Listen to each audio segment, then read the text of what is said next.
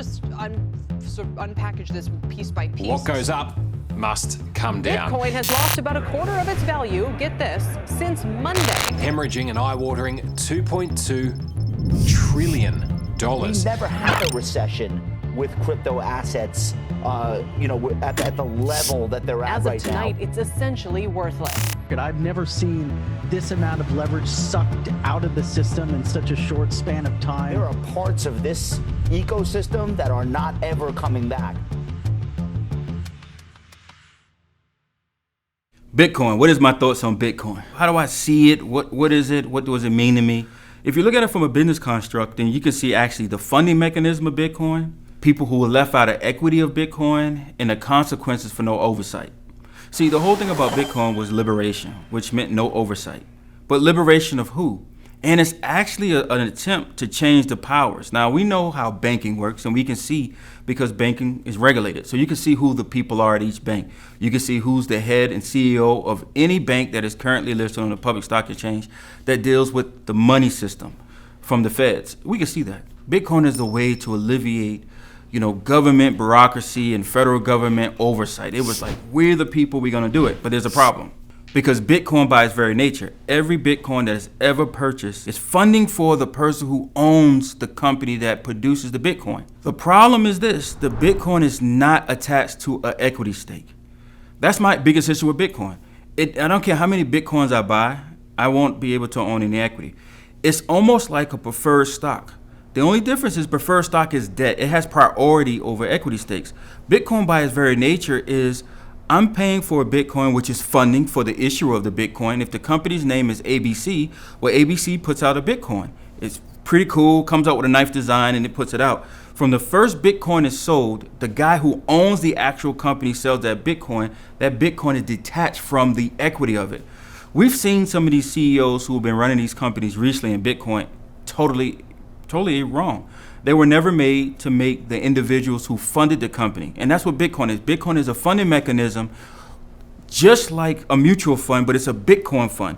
See, a mutual fund allows you to fund a company, but have no say-so in their operations.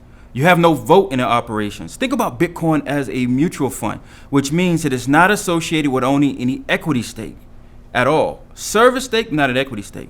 So you go out and buy all these Bitcoins, and if the operations of the company is done wrong, you can't vote in a new board of directors. You can't change the CEO and put another CEO in. You don't have that power. How come? Because you only played a role in the funding side of it. And when you play in the funding side of it, it means you have no access to changing the policy in the company.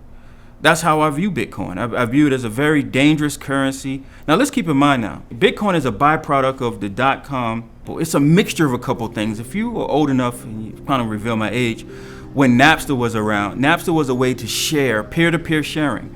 So Bitcoin has a peer-to-peer aspect of it. Where did I get defined from? We know that Napster got shut down. If you ever seen Sean Parker, he was the one who came up with the Napster program, and it got shut down and all the record labels put it out of business. He lost a gigantic lawsuit. And that allowed him to understand what that peer-to-peer was. You take that technology, you take computer programmers who now create a program. Now, keep this in mind. Back in 2000, we had the new millennium.